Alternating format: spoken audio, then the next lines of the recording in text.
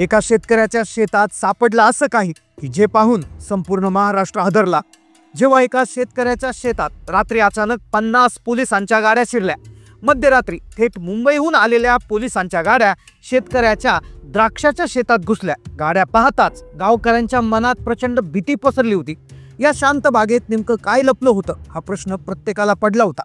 पण जेव्हा पोलीस अधिकाऱ्यांनी त्या बागेत असणाऱ्या एका निर्मनुष्य घराचं दार उघडलं तेव्हा जे दिसलं ते पाहून अधिकाऱ्यांच्या पायाखालची जमीन सरकली।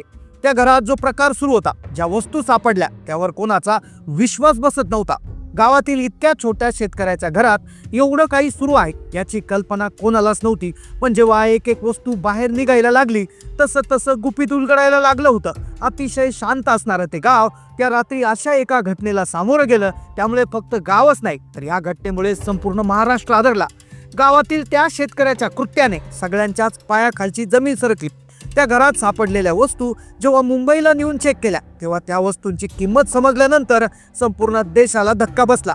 पण काय घडला होता तो प्रकार? त्या शेतकऱ्याच्या घरात नेमकं असं काय सुरू होतं? त्या शेतकऱ्याने त्याच्या घरात नेमकं असं काय केलं होतं की ज्यामुळे मुंबईहून क्राईम ब्रांचचे अधिकारी तिथे आले होते? त्याच्या घरात सापडलेल्या कोणत्या धक्कादायक वस्तू सापडल्या की ज्यामुळे अधिकारी देखील थक्क झाले? चला जाणून घेऊया संपूर्ण सविस्तर रिपोर्ट।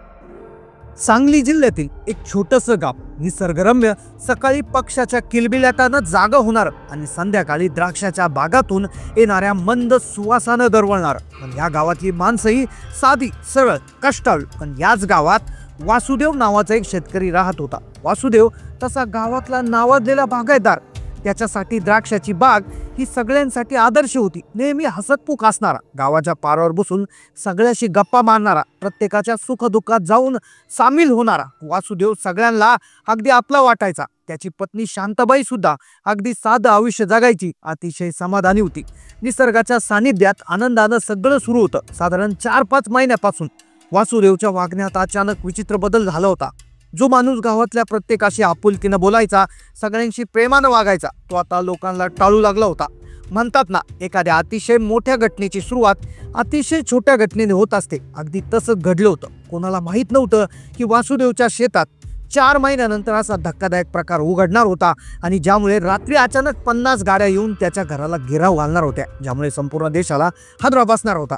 4 महिन्यापूर्वी पारावर बसून गप्पा मारणारा वासुदेव आता गावात फिरेनासा झाला होता। गावात त्याचं काही काम जरी असलं तर डोक्याला मुंडासं बांधायचा, नजर खाली घालून यायचा, आपलं काम संपता तडक शेताच्या दिशेने निघून जायचा। गावात कोणी प्रेमाने जरी विचारलं, गावात एखाद्या माणसाने विचारलं, काय वासुदेव भाऊ काय चाललंय, तर तो फक्त ठीक आहे म्हणून आपली नजर चुकून पुढे जायचा। लोकांना संशय येत होता, हा बदल कसा काय झालाय? अगदी गप्पा मारणारा, सुख दुःखात येणारा वासुदेव, याच्या मनात नेमकं काय सुरू आहे? याच्या आयुष्यात नेमकं काही घडलंय का? याच्या आयुष्यामध्ये काही वेगळा विषय घडलेला आहे का? पण कोणालाच माहिती नव्हतं येणाऱ्या 4 महिन्यात त्या रात्री त्याच्या घरी पोलीस येणार होते आणि तो धक्कादायक प्रकार संपूर्ण राज्यात व्हायरल होणार होता। साधारण 4-5 महिन्यापूर्वी वासुदेवच्या वागण्यात अचानक विचित्र बदल झाला होता। दिवसेंदिवस हा बदल तीव्र होत होता। गावातल्या लोकांना वासुदेवच्या या बदललेल्या वागण्याचं आश्चर्य वाटू लागलं होतं। फक्त वासुदेवच नाही तर त्याची पत्नी शांताबाई देखील अशी वेगळी बनली होती। तिच्या वागण्यात बदल झाला होता। गेल्या 3-4 महिन्यापासून त्या घराबाहेर पडल्या नव्हत्या। आठवड्याचा बाजार किराणा जर आणायचा असेल तर त्यांच्या पत्नी शांताबाई अंधार पडल्यावर डोक्यावर पदर घट्ट ओढून घ्यायच्या, कोणाशी न बोलता गुपचूप दुकानात सामान घेऊन जायच्या, अंधारातच परत जायच्या। लोकांच्या नजरा आता त्यांच्याकडे शंकेने बघू लागल्या होत्या। गावात चर्चा सुरू झाली होती, वासुदेव लय बदललाय, शांताबाई तर दिसतच नाही, नक्की काय झालंय? त्यांच्या घरी असे कोणते प्रश्न पडले असतील? हा प्रश्न आता पारावर चावडीवर शंका यायला लागल्या होत्या।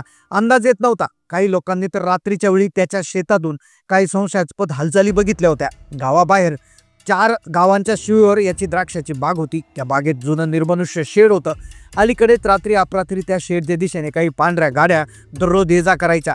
शेजारच्या शेतकऱ्यांनी पाहिलं होतं की गाडीतून मोठी खोकी, ड्रम उतरवले जायचे, काहीतरी आत बाहेर नेलं जायचं। या विलक्षण बदलाची गावात चर्चा होती, पण वासुदेवच्या तोंडातून अकिब्र शब्द निघत नव्हता। वासुदेवचा एक लहानपणीचा मित्र होता रमेश। आता दोघांची मैत्री गावात एक उदाहरण होती। रमेश देखील खूप चिंतेत होता, कारण की वासुदेवचं वागणं अतिशय बदललं होतं। वासुदेव बोलत नसायचा। त्याच्या शेतातल्या हालचालीने रमेशने देखील बघितल्या होत्या। गावात कुजबूज सुरू झाली होती। नेमकं शेतात वासुदेव काय करतोय, वासुदेव गावाशी बोलत नाही, वासुदेवाच्या शेतात नेमकं काय सुरू आहे कोणालाच कल्पना नव्हती. वासुदेवच्या घरी जाऊन पाहणं हे कोणालाही वाटत नव्हतं. कदाचित घरगुती काही प्रॉब्लेम असेल, कौटुंबाचं काही अडचण आली असेल असं वाटत होतं. पण अखेर रमेशने त्या दिवशी त्याला सुरेशला विचारलं. रमेशला या गोष्टीची थोडी कुणकुण लागली होती. रमेश आणि वासुदेवाची मैत्री खूप जुनी होती. एक दिवस त्याने वासुदेवला शेतातच गाठलं. रमेश वासुदेवला म्हणाला, वासुदेव काय झालं रे, असं का वागतो, वहिनीपद दिसत नाही, काय अडचण असेल तर सांग, आपण मिळून काहीतरी मार्ग काढू. रमेश कळकळीनं म्हणाला. पण वासुदेवनं त्याच्याकडे पाहिलं सुद्धा नाही. तो फक्त एका वाक्यात उतरला की काही नाही, तू जा इथून. रमेशला खूप वाईट वाटलं. त्याला आठवलं काही महिन्यापूर्वी वासुदेवच्या मुलाला शहरात नोकरी लागली होती. कदाचित त्यामुळे नवरा बायको एकटे पडले असेल आणि त्यांना काळजी वाटत असेल असं रमेशला आणि गावातल्या काही लोकांना वाटू लागलं.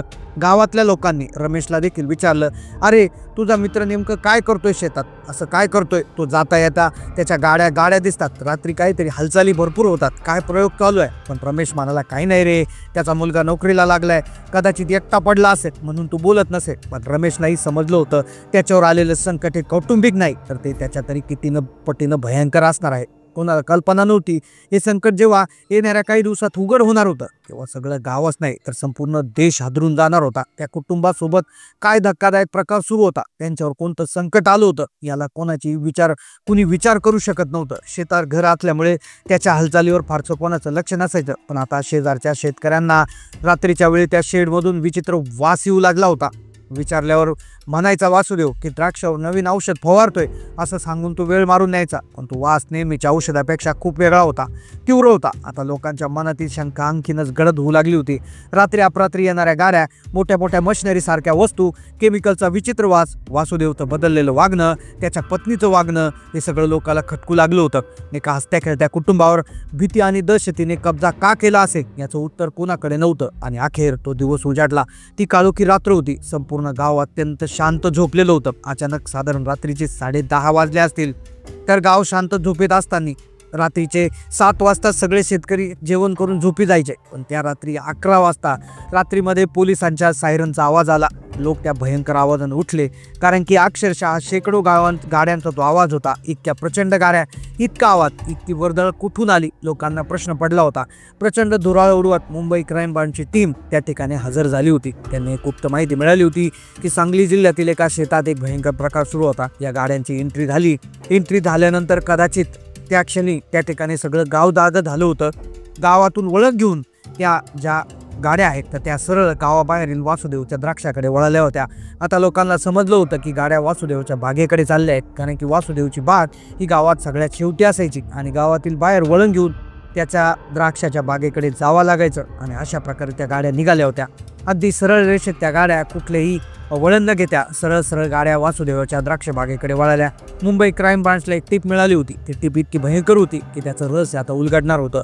लोकही जमा झाली होती बागेतील त्या निर्मनुष्य शेडजवळ. त्या ठिकाणी जेव्हा पोलीस उतरले तेव्हा आवाजानं जागे झालेल्या काही गावकऱ्यांच्या मनात भीती पसरली होती. या बागेत नेमकं काय लपलं आहे हा प्रश्न प्रत्येकाच्या चेहऱ्यावर होता. पोलिसांनी त्या शेडला वेढा घातला, दार तोडून आत प्रवेश केला आणि आज जे पाहिलं ते पाहून अनुभवी अधिकारी देखील काही क्षण स्तब्ध झाले.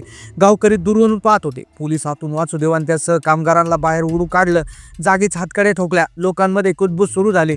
हा तर आपला वासुदेव भाऊ, पोलीस त्याला का पकडत आहे. दरम्यान आता तपास सुरू झाला होता. पोलिसांच्या हाती काही पिशव्या, बरण्या, मोठी मोठी मशिनरी, मिक्सर, केमिकलचे ड्रम, सगळ्या वस्तू हळूहळू बाहेर आणल्या जात होत्या. गावकऱ्यांचे डोळे विस्फारले होते. त्यांच्या गावात अनोळखी शेतकऱ्याच्या शेतात हे काय सुरू होतं कोणाचा विश्वास बसत नव्हता. तासाभराच्या कारवाईनंतर अखेर जे उघड झालं त्याने संपूर्ण महाराष्ट्राला हादरवून सोडलं. तब्बल शेडमध्ये 122 किलोचं MD ड्रग्ज सापडलं होतं, ज्याची बाजारातली किंमत 245 कोटी रुपये होती. होय, 245 कोटी रुपयांचा मुद्दा माल हा द्राक्ष बागेत गावापासून दूर त्या निर्मनुष्य शेडमध्ये ड्रग्ज बनवण्याचा कारखाना सुरू होता. वासुदेवला पैशाचा आमिष दाखवून त्याच्या कुटुंबाला धमकी देऊन कदाचित त्या तस्करांनी त्याला या धंद्यात ओढलं असावं असं ठिकाणी होतं. याचा मुख्य सूत्रधार ठाण्यात राहत असल्याचं समोर आलं. गावकऱ्यांना आता वासुदेवच्या बदललेल्या वागण्याचा, शांताबाईच्या भीतीचा उलगडा झाला होता. द्राक्ष बागेत शेतमालक शेती करत आहे असं सगळ्यांना वाटत होतं, पण तिथे मात्र मृत्यूचा कारखाना, एवढं मोठं ड्रग्जचं रॅकेट ही गावात लपलेलं होतं याची कोणालाही कल्पना नव्हती. आज त्या गावचे गावकरी त्या रात्री द्राक्ष बागेत जे घडलं ती कोणालाच विसरणं अशक्य होतं.